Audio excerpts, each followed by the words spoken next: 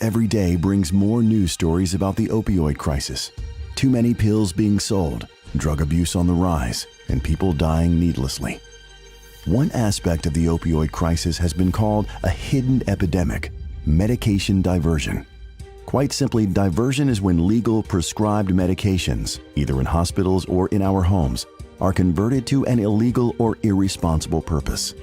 Sadly, doctors and nurses who care for us with their own substance abuse issues are often the cause of this epidemic and are often its victims. Medications are diverted when there is too much left over once the patients are given theirs. Unfortunately, most hospitals and other care locations have no procedures for properly handling this excess medication, called medication waste, to prevent it from being diverted. Frequently diverted medications are pain medications like morphine and fentanyl, as well as anesthetics used in operating rooms. A typical community hospital discards more than 120,000 unfinished doses of these medications each year. Healthcare professionals can divert because their hospitals don't require them to account for the extra medication, so they just take it themselves. There was no requirements on what happened to those pills. They could go down the toilet or they could go in my pocket. It may seem shocking, but every day there are thousands of diversions of legal prescription medications. We're not talking about street drugs or counterfeit pills, but rather real medications ordered by prescribers for patients' needs. Experts tell us that more than 300,000 nurses and doctors have substance abuse issues. Yet almost none of those caregivers diverting medications get caught.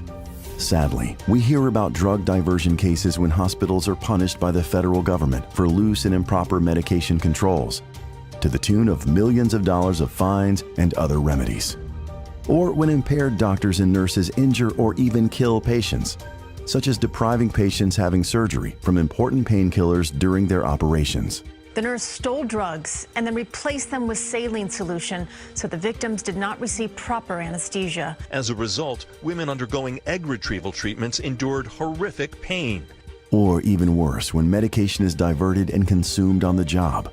They're estimating that healthcare professionals are experiencing 5 times the rate of abuse and addiction. 2 nurses in Texas were found dead on the job. They took patient opioids, injected themselves, and overdosed. When this happens, we all pay a steep price. This problem doesn't just happen in hospitals. Wherever there are medications stored, they can disappear without a trace.